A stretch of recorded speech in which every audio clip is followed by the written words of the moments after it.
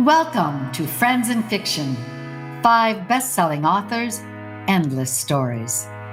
Friends in Fiction is a podcast with 5 best-selling novelists whose common love of reading, writing, and independent bookstores bound them together. With chats, author interviews, and fascinating insider talk about publishing and writing, these friends discuss the books they've written, the books they're reading now, and the art of storytelling. If you love books and you're curious about the writing world, you're in the right place. Best-selling novelists Mary Kay Andrews, Kristin Harmel, Christy Woodson Harvey, Patti Callahan Henry, and Mary Alice Monroe are 5 longtime friends with more than 80 published books to their credit. At the start of the pandemic, they got together for a virtual happy hour to talk about their books, their favorite bookstores, writing, reading, and publishing in this new uncharted territory. They're still talking, and they've added fascinating discussions with other best-selling novelists. So join them live on their Friends and Fiction Facebook group page every Wednesday at 7 p.m. Eastern, or listen and view later at your leisure. Well, welcome everybody to Friends in Fiction, our weekly happy hour chat to benefit local independent bookstores, featuring best-selling authors Mary Kay Andrews, Patti Callahan Henry, Christy Woodson Harvey, Mary Alice Monroe, and me, Kristin Harmel. We are so glad you're here. And if anyone's noticing this extra sick, ghostly figure in the corner, we'll tell you all a little bit about this later. We are going bigger, we are going better this summer, and Sean is here to help us. So, all right. Jump in, guys. Gonna jump in. Sorry, so sorry. It's setting us up for live now. Oh, now. Okay. Now we're live. We are live. We are live. Wonderful. Well, hi. It's like a series. It's like a sense of deja vu. Welcome, everyone, to Friends in Fiction, our weekly happy hour to benefit local independent bookstores, featuring best-selling authors Mary Kay Andrews, Patti Callahan Henry, Christy Woodson Harvey, Mary Alice Monroe, and me, Kristin Harmel. We are so glad you're here. And I was just starting to say, we have a 6th sort of ghostly presence here, represented by our Friends in Fiction page. So we'll be talking a little bit about that later, but it basically represents the fact that we're going to be going bigger and better this summer. We have lots of cool summer news to share with you. So since April, we have been meeting on Facebook Live every Wednesday night to talk about books and writing, to chat with you and each other, and to answer your questions, all in the name of reminding you to support local booksellers. Today, we'll be telling you a bit about our books, and we'll also be telling you what to expect from our summer schedule, which is kind of a book tour in your living room. And of course, each week we tell you all about one of our favorite independent booksellers. And tonight, it's my turn to tell you about Book People, the largest independent bookseller in Texas. I'll tell you a little bit more about them later, but for now, just know that if you buy any of our new or upcoming releases by Saturday, May 30th from Book People, you will get 10% off with the coupon code Friends in Fiction, no spaces, and you will be entered to win a $25 gift card to Book People. I will post all of that in our Friends in Fiction group. And speaking of our Friends in Fiction group, if you were catching us elsewhere, for example, on Mary Kay's page or Patti's page or wherever else we are appearing, if you want to ask us questions live, the place to go is the Friends in Fiction group. You can search for it on Facebook. That's where we'll answer all your questions. We interact with you all week, and it's just a whole lot of fun. That's where all the cool kids are, I have to say. Speaking of the cool kids, I mean, and look how good I am with these segues tonight. We have 2 super cool kids among us tonight. Mary Alice Monroe, who's on Ocean Boulevard, just debuted on the New York Times bestseller list. And yay! Thank you. And Mary Kay Andrews, whose book, Hello Summer, is back on the New York Times bestseller list. So we are thrilled. We just, it's amazing. And we are so happy for them. And we'll be talking more about that. That's for you, Kathy. And for you, Mary. Yeah, cheers. Yeah, Oh, cheers. my wine. I've got to get my wine glass. Thank you, Hold on. I hope everybody, are you all toasting us too? Because we don't want to drink alone. It makes us look like alcoholics. Exactly. Here's to all of us. Yes, everyone out there, raise a glass to our 2 New York Times best-selling authors. This is amazing. And to all of you who went and bought books, all of our books, any books. If Yeah. you're buying books, especially from indies, we're toasting you. Yeah. Wait, Yes, thank you. we have such gratitude to all of you, and especially those of you who have been joining us here week after week. We know you're all supporting us. We've all received just the loveliest notes from you. A lot of you have invited your friends to join the Friends in Fiction group, and it's great. We just love sharing our love of reading, our love of writing, and we love that you're sharing it back with us. So thank you for that. So with that in mind, before we get rolling, I wanted to tell you all something really exciting. So we had initially said that starting next week, June 3rd, we would be going twice a month instead of weekly throughout the summer. A lot of you wrote to us and expressed disappointment about that. And guess what?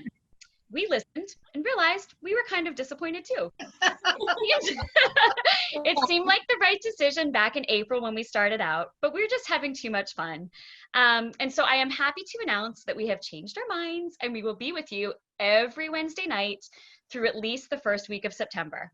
And even after that, we have no plans to go anywhere. I can't guarantee we're going to be weekly, but you know, you guys are stuck with us. You're going to be having Friends in Fiction in your life for a long time. And we have lots of fun in store for you this summer. I know we've teased a little bit of it. We talked a little bit about it last week, but we'll be telling you all about that in our amazing lineup of guests that we have confirmed so far later in tonight's show. But for now, again, join the Friends in Fiction Facebook group if you haven't, and invite your book-loving friends to do the same. The more the merrier, and we promise we will continue to interact with all of you on there. So without further ado, let's get started by catching up with these ladies and seeing what everyone else has been up to other than dominating the New York Times bestseller list. Well, I will say it's a heck of a list. I mean, it is, the books that are out this summer are amazing. So I am so thrilled. And again, like Kathy said, or Mary Kay said, we're so delighted to that you got us there. And it is all of you. So thank you, really, truly. And I spent the day either, you know, Tropical Storm Bertha. Are y'all getting affected by that water? Yeah. Charleston's getting clobbered and it's coming up into the mountains. So there's a lot of water today. So I think we're all just, I put a lot of food in because it's dumping rain. You know, last week there were people riding boats and, you know, canoes down King Street in Charleston. And so it's wet out there. What about you, where you are? It's rained here all day, which is par for the course when you're trying to do an outdoor project. Yeah. Of course.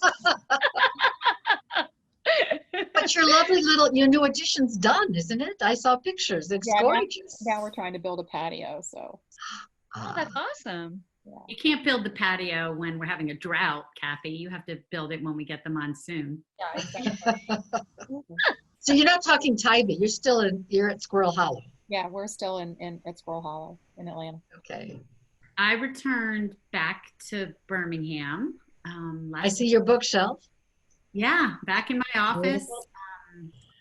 Back trying to, I don't know about y'all, but sometime in the last week or so, I feel like I'm emerging back into having, you know, ideas and sitting back at the desk and getting organized and like pulling out my bullet journal and making lists. And all of a sudden it feels like, okay, we can do this and get back on the horse. So I'm back in Birmingham and back at my desk, and yeah, I'm thrilled. And I woke up this morning, I was like, it's Wednesday.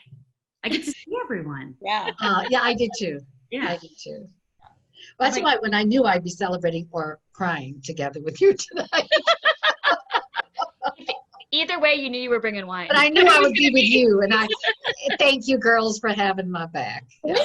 We should explain to everybody that the way the book business works is Oh, thank you. Yes. new release books are published on Tuesday, and then the way you get on the big list, which is the New York Times list, it isn't the number of books, it's velocity. So it's the number of books in the space of a week at stores that report sales to the New York Times. So if you're buying the book at Kroger, the Times doesn't care. If you're buying it at any bookstore, they care. Target, Walmart, Costco, Sam's Club, of course, indie bookstores and Amazon. So all of that, all those sales figures get reported to the Times. And around 5 o'clock on Wednesdays, if you have some hope or expectation that you'll make the list, you do one of two things. You hang out by the phone, or you act like you don't care. Which is a lie, but you pretend. So when Feels Like Falling came out, my agent, I was like working out, it was Tuesday, and she texted me and was like, I am refreshing my screen every like 2 minutes to look at the USA Today list, because we were hoping I was going to make it, which I did. So yay, it was my first time. And I was like, oh my God, like, wait, what? It's Tuesday, like what? And I was like, oh my gosh, like I'm wrong. They must get it a day early. So for like an hour, I'm like freaking out. And then she calls me and she calls me and I'm like, okay, like either I made her and she was like, Christy, it's Tuesday. It's Tuesday. And I was like, I have been sitting here for an hour, like in a knot. So thank you for this. You know what? That just defines COVID time. Yes. I think What so. is time? What day is it? Holy Yeah. I don't know what day it is. It's the wrong day. Yeah. But Time let me say this to very good. readers who like Kathy, I never know, Kathy Trocheck, Mary Kay Andrews. I don't know. I know, Mary Kay. yes. Thank you for explaining that. But I think one of the things a lot of readers don't understand is that if you love an author and you say, oh, I'm going to get her book, those first 2 weeks, especially the first week, and maybe the second, if you can't get it that first week, that matters, or pre-orders to helping anybody make the list. So it may not matter across the board, but if you're thinking of getting the book anyway, for any author you love, that first week or two that it comes out is very helpful. It's very helpful. It's like an Pre-order. Yeah, pre-orders are the name of the game, and you can pre-order at indie bookstores, and especially during the COVID-19, a lot of people assumed that booksellers were not open, and a lot of them weren't. They didn't have the physical stores open, but they've been doing tremendous amounts of mail orders, deliveries, everything they can do. And so they are there no matter where you are. Those indie bookstore people are there, and they are really, you can make a difference in keeping them in your community by buying books, ordering books. Doesn't have to be our books. I went to my closest bookstore is Eagle Eye Books in Decatur. I went to sign stock last week with my mask, and they were wearing their mask. They're not letting people in the store yet. But I bought $100 of books worth of books in the store that day because I want to support them. And they're all books that I would have eventually bought anyway. And I'll give them away as gifts or read them. So. Right. And the other thing is this year in particular, independent bookstores have been getting the books earlier and getting them out earlier than Amazon, because Amazon has been pushing really hard for essential services during COVID. And I have to, my hands off to all the indies who have really made the effort to get those books in and out to you as soon as possible. Which I think is a great jumping off point for talking about our bookseller of the week. And those are such good points. I'm so glad that you all mentioned how important it is to support independent booksellers, because it really is. I mean, it's those booksellers who help us to discover new books, new authors we love, and kind of give us all a place to unite as book lovers. They give us a sense of community, whether we're physically there with them or whether we can just interact with them online.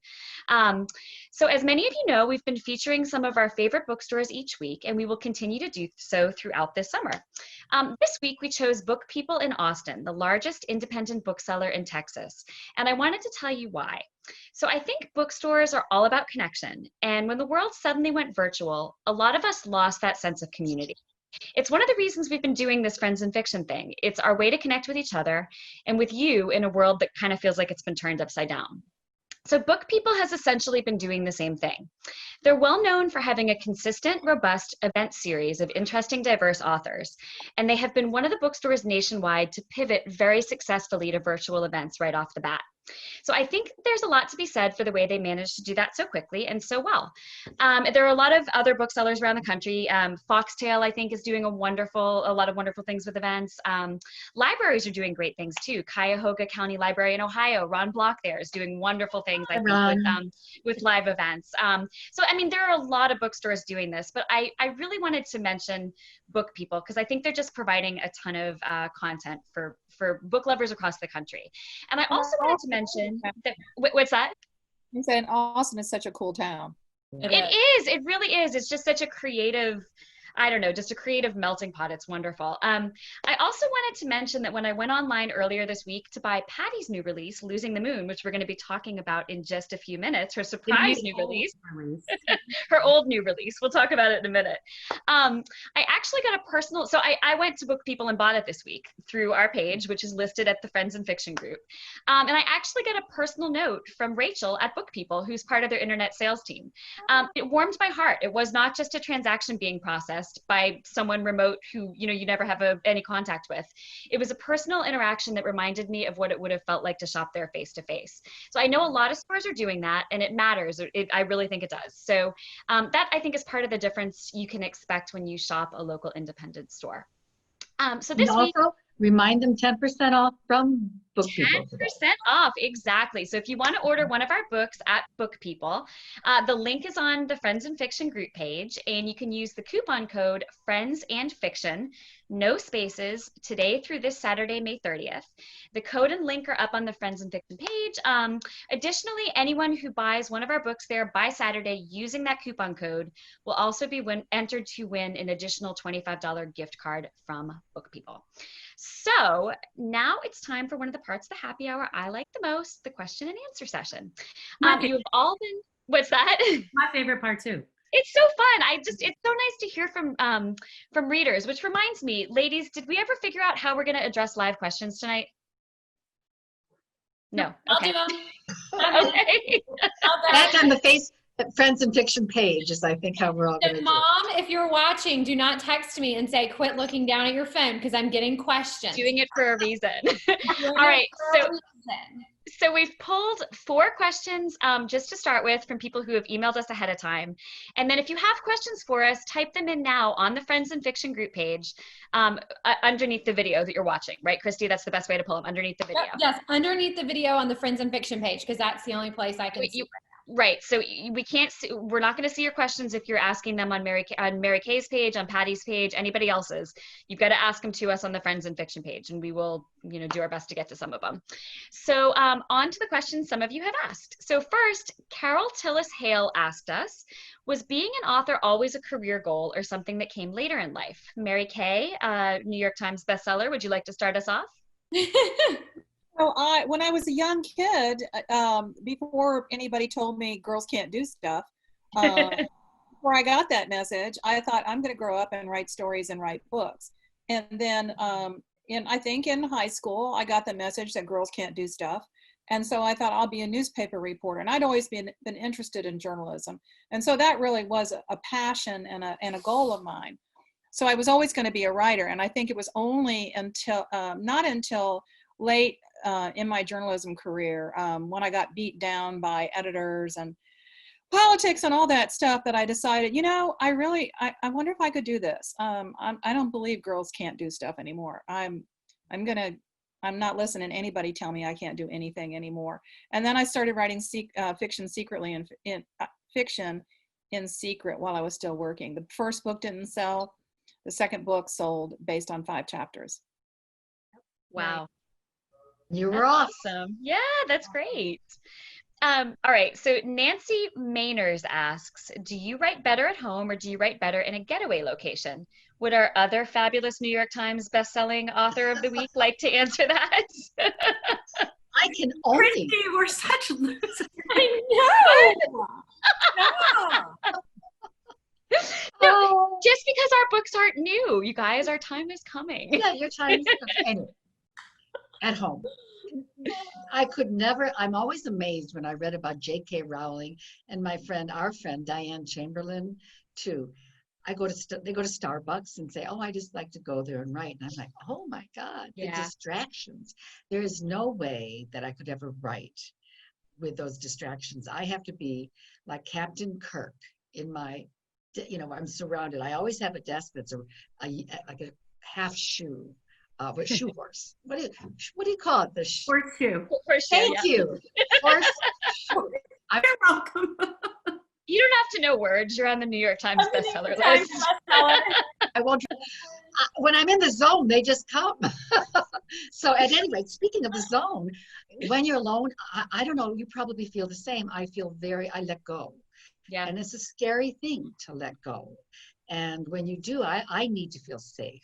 So I'm always in my office, surrounded by my books with the door closed. And this is my desk here in North Carolina, and I'm facing away from the windows. Because otherwise, what's that bird doing out there? Oh, look at that squirrel in the tree, so cute. Oh, come back in here, dog. I mean, anything happens and my attention is gone. Yeah. But if I'm focused and I don't have any distractions, then you lose yourself, and that's how you get to the zone. So I could never write anywhere but at home. But I will add this little extra bit. When I'm taking notes or ideas, like a car ride at a stoplight, they always say authors never have, deposit slips in their bank because we're writing our notes on them. And the other thing, there's something about, do you think this is true? There's something about being in an airplane way up high where ideas come. Does that happen to anyone else? You're like away from the rest of the world or Yeah. something. Like I totally agree with that, but I get motion sickness. So sometimes I'll like pull my computer out and like, I can't look at it, like I'm typing, but I can't look at the screen. Christy, even in an airplane? Oh my gosh, so bad in an airplane. Oh, that's hard. That's Yeah, hours. right. Hours. I've like tried everything. I mean, I can wear like a patch, but it's not worth being like super woozy if you're on like a 2-hour flight, because I'm fine as long as I'm not reading. Yeah. I'm the same Oh. way. Really? I know You You know what I can do on the plane, even though typing might make me car sick, seasick, motion sick? Yeah. Write by hand. I can do that You with can. the plane. That I can do. I actually, Typing, Patty, that's I- right.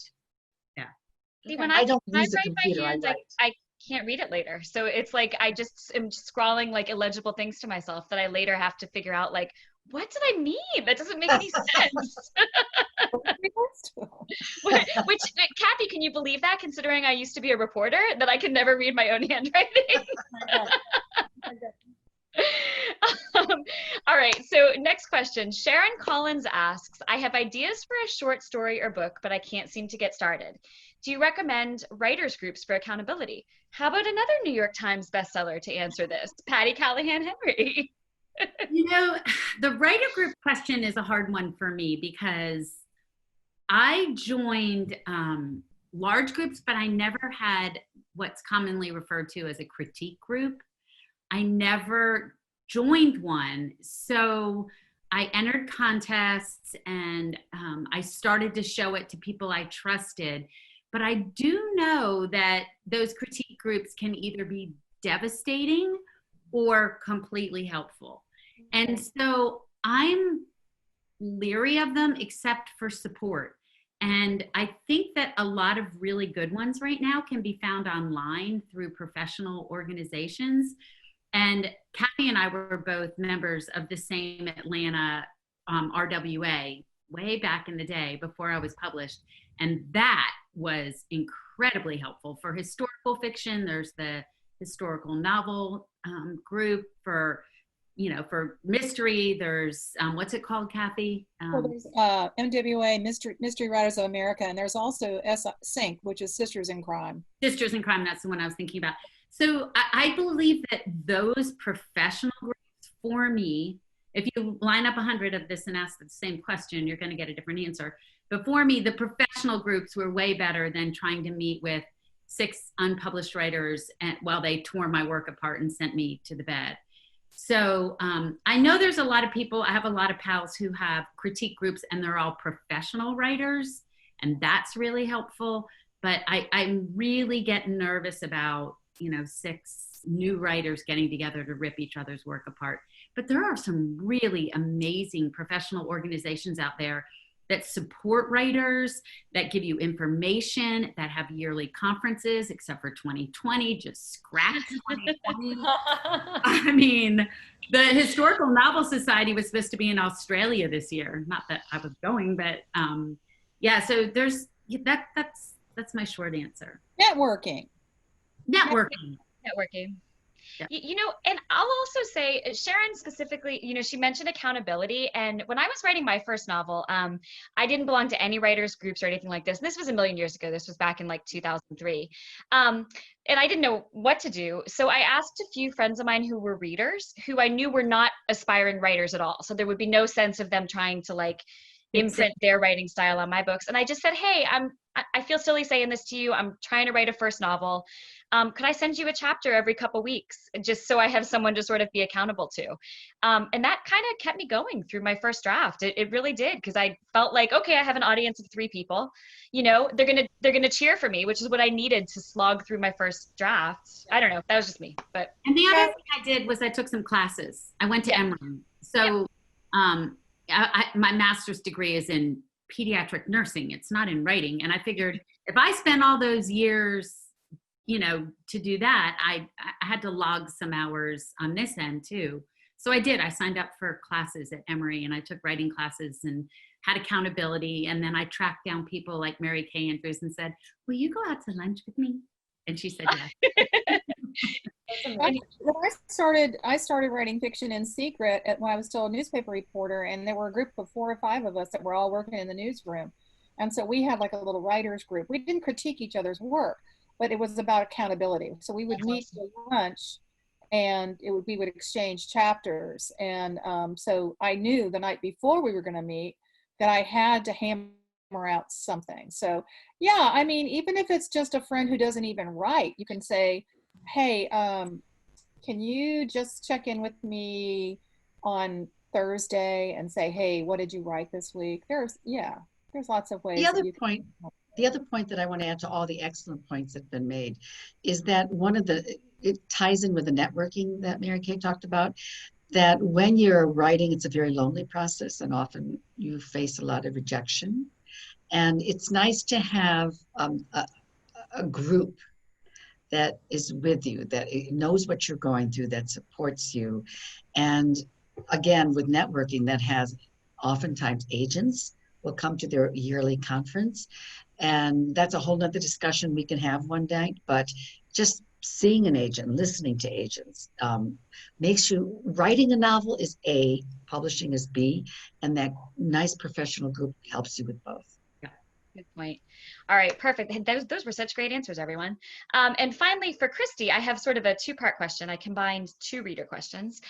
One is from Diane Schroeder, who says, is it more rewarding to write a series of books to continue plots, or is it more rewarding to start fresh novels? And Betsy Bulware also asks, how do you decide if you wish to carry characters over from one book to another? Is it story-driven, or do fans influence you? So Christy, you have experience writing both a series and standalones. What do you think? That's a really good question. And I don't know about one being necessarily more rewarding than the other. I think they're just very, very different experiences. I mean, I feel like writing a series is, it's sort of like going back to a favorite vacation spot, and like you already know what your favorite restaurants are, and like, you know, maybe the waiter remembers you from last year, and like you loved that dress that you bought at that store. You know, it's familiar. There's something that is sort of like coming home about it. And so I loved writing a series because I loved knowing, like, I already knew the characters, I already knew the setting, and all I had to do was put them in new situations. And I was like, wow, this is really great. But then I think you do get to a point where you have all these stories that are in your mind, and you have all these things that you want to keep working on, and you want to keep, you have new ideas that you want to explore. And so I think at that point, leaving that series and being able to go to a brand new story is so exciting. And Patty sort of touched on that earlier, but I feel like I'm in that same place. Like I'm finally at a place where I just turned in my edits yesterday for Under the Southern Sky, and I have something new that I'm so excited to work on. And so I feel like I'm just like so excited. It's just like when everything's fresh and new, it's like falling in love. You're like, you just can't wait to get back to that manuscript. You're so excited about it.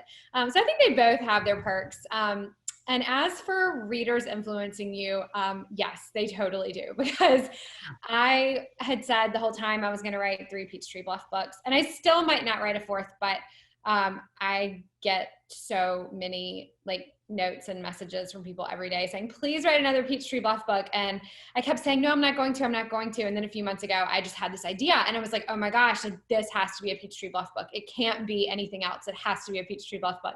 So I don't know if I'll end up writing it or not. I mean, it's not totally up to me. It's, you know, my publisher, and I'm going to be under new contract soon and all of that. So there's so much that goes into it besides just, hey, I want to write another Peachtree Bluff book. But we'll see. Yeah. But they're both really exciting. They both have pros and cons for sure. Very How true. about Mary Alice? Did you see some benefit in kind of taking a little break from the Beach House series between? Yes. Okay, and can you talk about that a little bit? I think the like Christy was saying, you know it so well, but the challenge for me is always, well, I love to dive into a new arena and to do the new research and the new characters. It keeps you fresh, and there's always that other idea you've been waiting to get to. And so when I write more of any series, in particular the Beach House series, it's because there's something, like Christy said, there's something I want to say that this series will say the best. But you have to, I think it's smart to get away once. I know that some authors just keep it going, and that's their power, that's their strength. They know what they want. I just feel that every once in a while, I usually wait 2 to 3 years between, and I've been doing them quite a bit back to back. Beach House reunion, this one, and I'm writing another. So that'll be 3 in a row, and that'll probably give me pause afterwards. Because I want to do something else. I love the characters, but there's so many books I want to write in so little time. I feel the same way. That's how I am too. Yeah, that makes sense. Christy, do you have some questions for I us? do. Okay, I love this one, and like so does everyone else. This question's gotten like 1 million likes, so this is what we're starting with. Shelby Jackson wants to know, how did the 5 of you become friends? Which I think is such a good, which we'll all have a different answer to. How could we not? Right, like it was meant to be. But I love that question. I thought it was really good. So who wants to start? You start.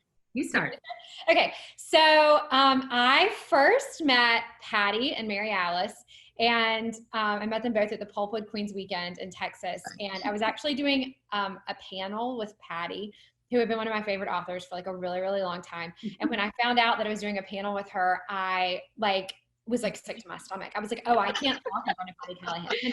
She'll think I'm like, no, like I can't do it. And I mean, I'd done 1 million speaking events at that point. Like it was not like some brand new thing.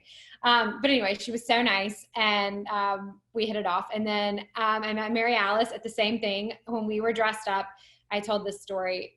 Oh, yes. Here. We were dressed up as Tinkerbell and Wendy from Peter Pan. So oh, yes. Oh, yes. That's meant to be. I mean, you know you're going to be friends when you're both dressed up as characters from Peter Pan. Kristen, I actually met in Orlando when I was doing an event there, and we had brunch together, and it was really fun. And then we sort of kept in touch, and then we got to hang out for a long time in California, so that's really fun. And then I met Mary Kay at the Decatur Book Festival, and she was there promoting her cookbook, so it was a few years ago, and I was like super nervous to meet her too. We're so scary. So scary. Y'all are so scary. So scary. And I was like waiting around in the green room because I didn't want to and so I went over and I was like, hi, I'm a really big fan. I'm Christy Harvey and I write books. And she was like, I know you are. And I was like, what? That's lovely. That was a nice answer. I was like, she's just saying that to be nice. Although it was like my 4th book or something. I don't know. It wasn't like it was my like first day as an author or something. But anyway, that was really exciting. And we had a really nice chat about editors. And I don't even know how we got on that, but I was having this like question about my editor, and she like told me this great story about her. So so that's how I met all of these lovely ladies. And then why don't you tell us, Mary Kay, how this got started? It got started because all of us had I think we all had spring, summer releases. And so, the only thing authors love to do better than writing is bitching about writing. Pieces. I think we were emailing back and forth or texting. We were terrified How of what was happening. Yeah, we said, how are we going to do this? And I said, well, I signed up for a professional Zoom account. Why don't we do a Friday happy hour, wine and WHINE. Wine. And so that's what we did. And we sort of talked about the challenges, bookstores, not knowing whether the bookstores would be open, not knowing if our books would actually get out of warehouses. Yeah. Because Patty and Christy in particular face that challenge. So we, I think one thing women do really well is we get band together. It's sort of like PTA bake sales on steroids. And it's so good for us to hear how you're doing and not feel alone. I think we know how to work together. I think all of us realize that a rising tide floats all boats. And so we got together and talked about what we could do, what the options were, what our publishers were saying. And then probably Kristen or Christy said, hey, why don't we try doing a Zoom with our fans? And so that's how it all started. And the motivating force for all of us was we knew our books weren't getting out there, but we really knew the booksellers were in the biggest trouble because they were closing their doors. And all of us wanted to somehow in our own way support an independent bookseller. And we felt that's where this really came from. Let's connect with booksellers for our books and celebrate them and encourage people to not go elsewhere, just to go to their local independent favorite bookseller. And by introducing booksellers every week, we give them a chance to be known to you. And it gives them, I think, a financial boost, but it also, I think, gives them a heart to keep going in this tough time. Well, and I think we owe a thank you to all of you out there for the support you've shown to your own stores, but also to the stores we've mentioned to you. I mean, I think tell me if I'm wrong here, but I think each of us has received really positive feedback from the stores we've worked with each week. So how we've kind of done this is each of us so far has chosen a different store and been sort of the contact person for that store.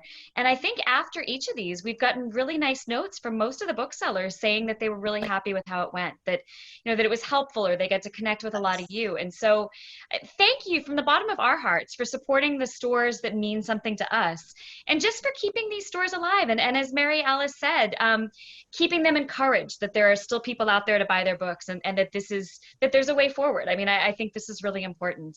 And while I'm saying thank yous, I also have to say I was kind of the newer one in this group. I knew Christy, I knew Mary Alice, but I didn't know Mary Kay and Patty yet when we had that first chat. And you all, I mean, you, even though you didn't really know me that well, welcomed me with open arms. And Mary Alice, you were the one who kind of invited me into that fold. So thank you, all of you. I'm just so happy to be a part of the group.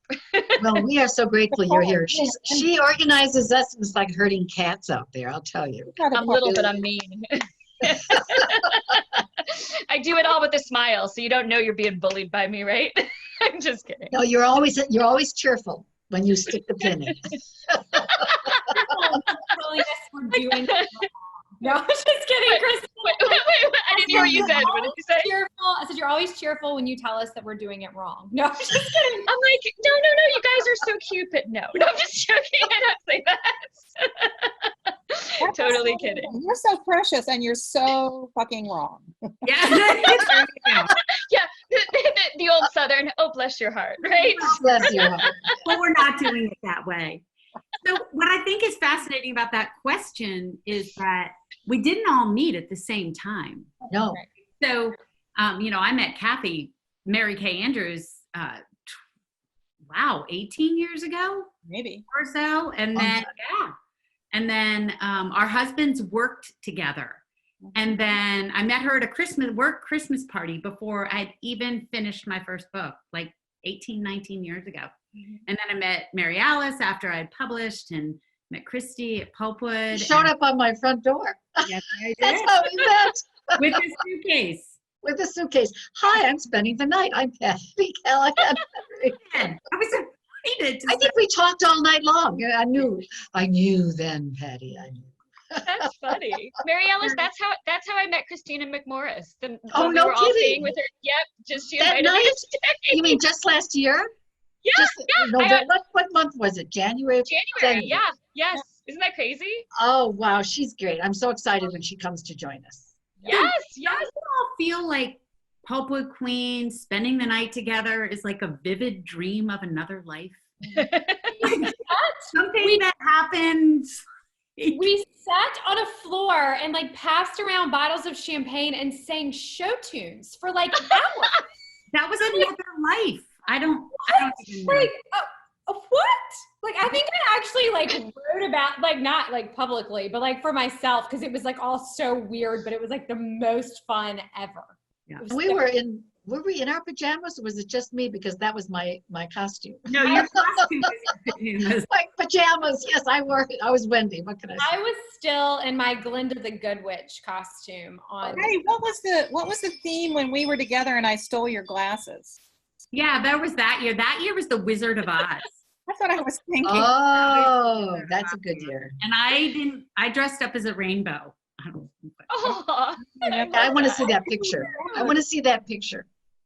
I remember that Pat Conroy was there, and this event we're talking about, everybody, is the Pulpwood Queens weekend, book club weekend in Texas, and every year it's a crazy theme. So this year, Pat Conroy and his daughter were there, and they have a night where the authors serve dinner to all the people who are attending. And so I've got a great picture of all of us and Pat dressed up in an apron and Pat Conroy being Pat Conroy, slopping food on people's plates. And then then I accidentally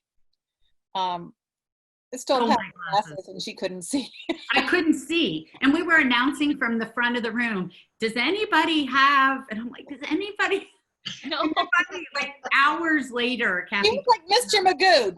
Does anyone? anybody have? Oh, speaking of glasses, I have to tell you, our beloved, we mentioned her earlier, Ann River Siddons, when she passed, it was very sad. But I don't know if I ever told you this, girls, but they had an auction of her belongings. I have the red glasses. Oh, you bought the red glasses. That's I great. did. I got them. I should put them up on that shelf right behind me for my good omen. What Do we are have the time for one more question? Oh, I'm sorry, Mary Kay. yeah. You know what, Christy? I was gonna say, would you mind if we just I would spend all night doing the questions if we could, but well, I was just thinking we have so many things to get to tonight because we want to mention the summer. Is that okay, or was it? Or is Absolutely it great. And I was just going to say one thing. A couple of people have told me that Feels Like Falling is out of stock at Book People. Meredith said she ordered it somewhere else at another independent bookstore. Thank you, Meredith. But I'll just say one of our bookstores from earlier in the summer is still offering 10% off on Feels Like Falling. So I'll just drop that link in the Friends of Fiction page. Well, I also want to say I was looking at the Book People site earlier. A lot of them are listed as, I don't think they're out of stock. I think maybe they are. Maybe it changed from the last time I looked at it. But a lot of them say not on hand, which just means they don't physically have it in the store. But it might ship from their warehouse in like a day or two. So as long as it says it will ship in a few days, it'll ship in a few days. I don't think, I could be wrong, but I don't think it was out of stock there.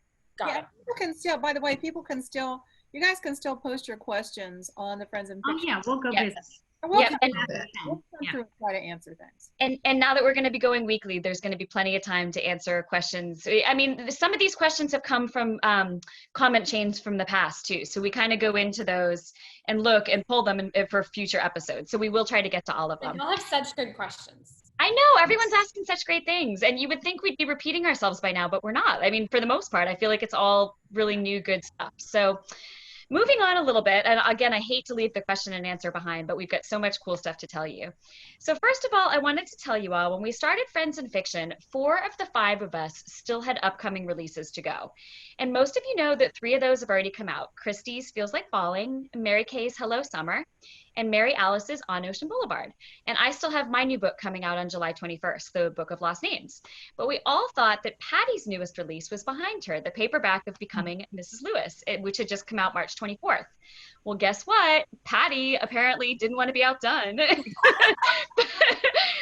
So Berkeley, her publisher, has Berkeley, right? Yep, has repackaged and released one of Patty's older books, Losing the Moon. And Book People has it this week for just $9.99. Plus, you get that 10% off if you order from them and use the code Friends in Fiction. It just came out yesterday, actually, so which is amazing. So, Patty, do you want to just tell us for a minute or two about Losing the Moon? I will take the littlest bit of time. So, no, we want to hear about it. The Moon came out 16 years ago. 16 years ago. If you go to my Facebook page, goes by fast. I know, man.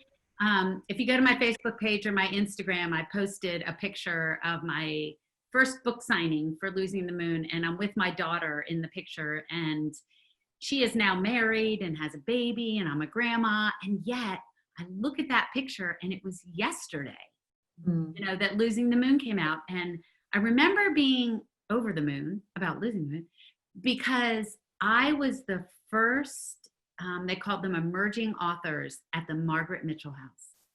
I felt like every dream I'd ever had come true. My family and friends were there, and I was the first emerging. They'd only had well-established authors.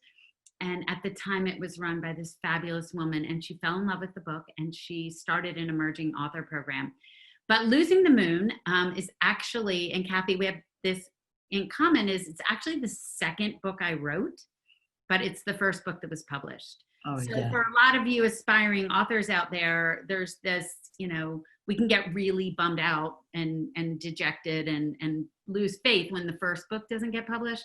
But my first book I wrote didn't come out till 4 years later. So Losing the Moon was the second book I wrote. I love the book. Let me just say right there, I love it. And it is actually, of my contemporary novels, it's the book I get the most letters about. It was inspired by a situation that happened when I was at a tailgate. I went to Auburn University, and as you know, it's a huge football school. And I'm ignoring Kathy because she's probably barking at me. I'm sorry, what did you say? Oh, good Lord. And tailgates are a huge thing, you know, for these SEC colleges. And I was hanging out with my dearest friend who is a guy, and his wife, who's also my dearest friend. I was in their wedding, and my husband, and they had a little boy, and I had a little girl at the time. And somebody jokingly said, wouldn't it be funny if your daughter and son got married one day? I was like, no, it would not. That's not a good idea. I don't like that idea. And yet I took it and I ran with it. So Losing the Moon is about two college ex-loves who one's daughter starts dating the other's son, and they haven't seen each other in 15 years. I can't wait. I got my email from Book People today telling me the book's on its way. So I'm so excited to dive in after I finish reading On Ocean Boulevard, which is what I'm working on right now. I don't know about y'all, but when a re-release happens, I was like, wait, you should have told me. Maybe I want to rewrite it. Maybe I want to fix it. I'm a different kind of writer. I'm sure there's mistakes in there, but yeah. But that's the beauty of early releases, is that I love if you fall in love with Patty Callahan Henry today, it's fun to go back and read her works going all the way through. So I like them the way they were. Yeah, that's a good point. That brings me to a question. I know we have to move on, but so the mass market of The Secret to Southern Charm just came out. It did? Yeah, and I got to like rewrite it kind of. Wait, why didn't you tell us that? We would have celebrated it. I didn't think about it till right now. But like, so do y'all do that? Like, do they give you the book back and say? No, they just basically say, are there any mistakes that you know are in there? Well, I guess that's what they said, but like they were like, oh, well, like take it in if there's anything you want to change. Nobody actually. The book club, believe it or not, it's been new release. We'll celebrate it in July. It's coming out again, repackaged for July. And that book is 20 years old. And they did say, look at it and see if there's any, and they didn't have cell phones. Yeah. So you have to change things a little bit, but you don't rewrite the book. You just right. I mean, like you tweak and but the funny thing, the only thing I changed the Slightly South of Simple, I actually changed a few things, but the only thing in The Secret to Southern Charm that I changed was there were like 3 lines that, I don't know if y'all know this, but if this happens to y'all, but sometimes like when they're line editing, like they'll change things, and I would be like, well, I mean, I guess I should give them that. And then it would still, like, I would read it and I would be like, that line is just like not enough syllables or whatever. It just didn't hit my ear right. And I changed all those lines back to how I had originally, like I still remembered them. And I mean, I wrote that book in like 2017 or something. So. Oh, that's crazy. Well, I guess that is a good jumping off point to talk about, and we'll have to add that book, Christy, next week to our bookseller. I didn't realize you had a new release out too. Everyone keeps see. It's very nice of us, I feel, to just keep our friends and fiction friends out there, just stocked with all of our new books. Right? We'll just keep releasing them. And you all know that the Book of Lost Names is out in July too. Which is my new release, and People Magazine actually just named it one of their 20 best books of summer today. So I'm excited about that. So yay. And what Kathy was saying, what Mary Kay was saying about how important pre-orders are, y'all go order it now, and then it'll be sitting there for you on pub day, and you can have it. Yeah. And we'll tell you all about it. And actually I have, so I'll be talking about it in this summer, but we're going to have a super special surprise for you in the episode where we talk about the Book of Lost Names. I'm just going to leave it at that. When are we going to tell everyone? Well, we're going to tell people now, some of our guests, I think. So let me talk about our summer schedule a little bit, because I know we are running kind of late on time. So let me see. All right. So this summer, we are going to be launching a podcast companion to this Facebook Live, and that's the mysterious Sean in the corner, who's helping produce our podcast and this Facebook Live. So you might be seeing a lot of the mysterious faceless Sean represented by a graphic. But we're going to be doing that. We're going to be launching a website, and perhaps most excitingly, we have a full schedule of amazing guests. Amazing. We have Kristen Hanna coming next week, which I am so excited about. We love her. We love you, Kristen. So of course she wrote The Nightingale and The Great Alone. I know you all have read her. She is incredible. So that's next week, June 3rd. After that, we're working on someone for June 10th, but then we have Lisa Wingate confirmed for this summer. We have Delia Owens confirmed for this summer, which is amazing. She wrote, of course, Where the Crawdads Sing. We have Karen Slaughter and Debbie Macomber, sorry. I'm so bad. Everyone calls me Harmel, whatever. It doesn't, whoever we are. But yes, that's going to be amazing. We also have Christina McMorris and Ellen Hildebrand coming in August. Wonderful. We're adding more guests as we go. We have a few others that we're about to confirm. So stay tuned. Make sure you're on our Friends in Fiction Facebook page. We'll be posting schedules and updates there. But absolutely join us next week for Kristen Hanna, 7 o'clock on the Friends in Fiction Facebook group page, and you'll be able to ask her your questions live, which I think is so cool. So we're going to wrap this up in just a minute, but we don't want to leave you without kind of doing our things we love to share with you. So Patty, do you have a writing tip you'd like to share with us this week? Sure. So I feel like our writing tip was talking about all the groups and stuff. Actually, we did kind of do that, didn't we? I shouldn't have given you that question and then also No. I had plenty of tips. Who knows if the tips work? So the last time we did this, my tip was about knowing what your character wanted and really knowing what your character wanted and why they wanted it. So I thought it might be fun to give one of the little cheats I use to find out what your character really wants. And that cheat is called the Enneagram. Do y'all know the Enneagram? Nobody? I've never done that. Do you know what the Enneagram is? Yes. So if you know what the Enneagram is, you probably know your number, right? So the Enneagram, if you haven't heard of it, if you have heard of it, you probably know what number you are. But there are 9 types, and each type has a want and a fear and a desire. And each type has levels of personality, meaning when things are going well or when you're disintegrating, when you're your best self or when you're not your best self. And it's a complicated tool, and some people spend their whole life studying it. And there are classes you can take, but if you want to use it for your characters and you just want to study the one type that they are, it can really help guide you. It's like a little cheat sheet. So the 9 types are the reformer, the helper, the achiever, the individualist, the investigator, the loyalist, the enthusiast, the challenger, and the peacemaker. And of course, it's so much more complicated than a single term. And the Enneagram is really ancient. It came from the Desert Fathers and was forever just a oral tradition, kind of like Irish storytelling. But you can use it to your advantage. So, for example, if you've decided that your character is a 9, a peacemaker, now you know that your character is driven by a need to be settled and in harmony with the world, that your character's basic fear is loss and separation, that the basic desire is peace of mind, and so much more. I could get into it for hours. I am fascinated by the Enneagram. I am fascinated by its ability to kind of nail what each type's desire and want and fear is. And so that's a little cheat I have. Usually about 1/3 of the way into my book, I'll try to nail down what my character is so that I can look it up. I have a book about the Enneagram that's like this deck, and look it up and go, oh, you know what? She'd be really scared of that. So let's use it. Awesome. Excellent. Patty, could you post the name of that or a link or something on the Friends in Fiction Facebook group? That's Absolutely. awesome. That's what a great tip. I haven't thought about that in a long, long Yeah, time. I'll take it too. That's awesome, Patty. Thank you. Great tip. And as a Mary writer, Alice. it's really good to know what type you are, just as a writer. Yeah, that's a good point. Yeah. Cool. Thank you. Thank you, Patty. That was awesome.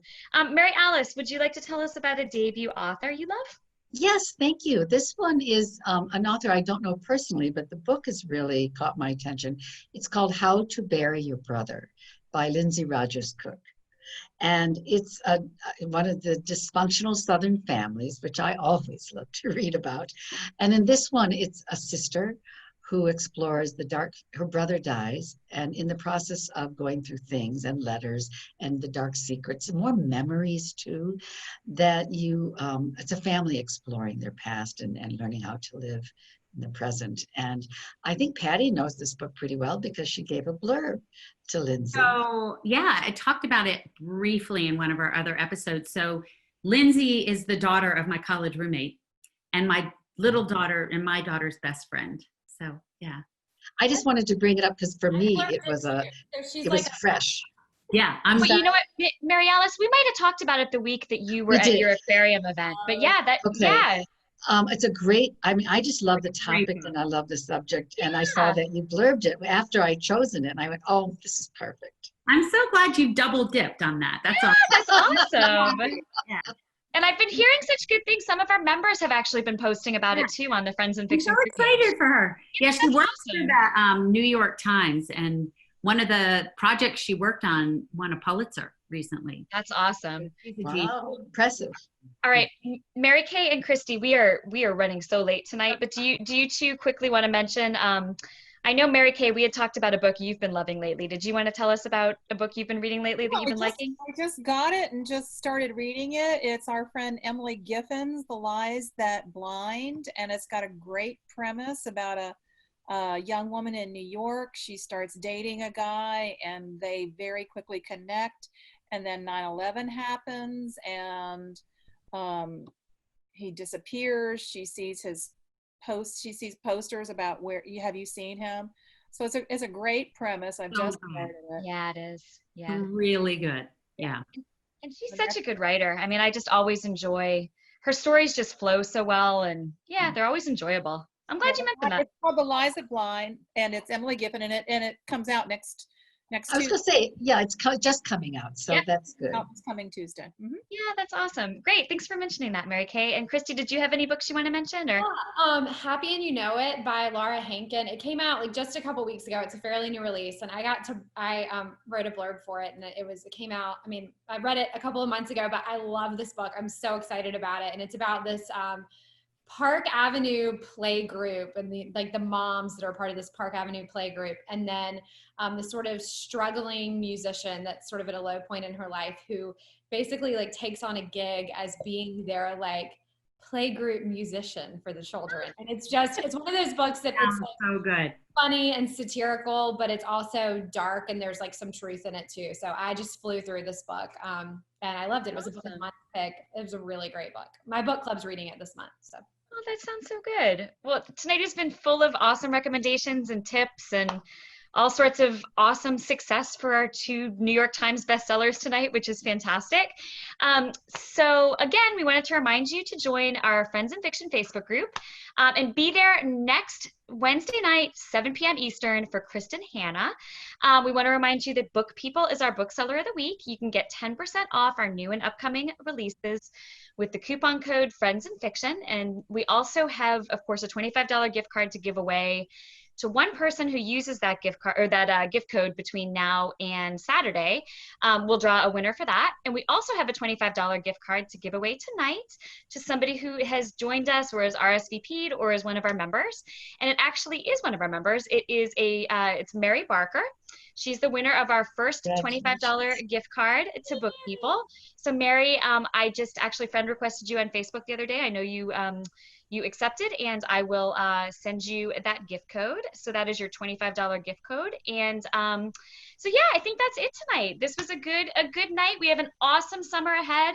It is starting off just wonderfully next week with Kristen Hanna. We're so excited. Can I just interject? I just want to let everyone know we're called Friends in Fiction because these authors, these fabulous, unbelievable lineup is going to be especially great, not only because they're great authors, but we're friends. Yeah. So it's going to make all the better. So do join us. And you know, it's like we say it's like a book tour in your living room, but it's also like joining us for happy hour. So pull up a chair, pour yourself your favorite beverage, and you know, come be our friend too. Come be our friend and enjoy our fiction. Here's to all of you. Exactly. So cheers, everyone. Remember, Cheers, support your local booksellers and join us at Friends in Fiction. Thanks, everyone. Bye. Bye. Have a great night.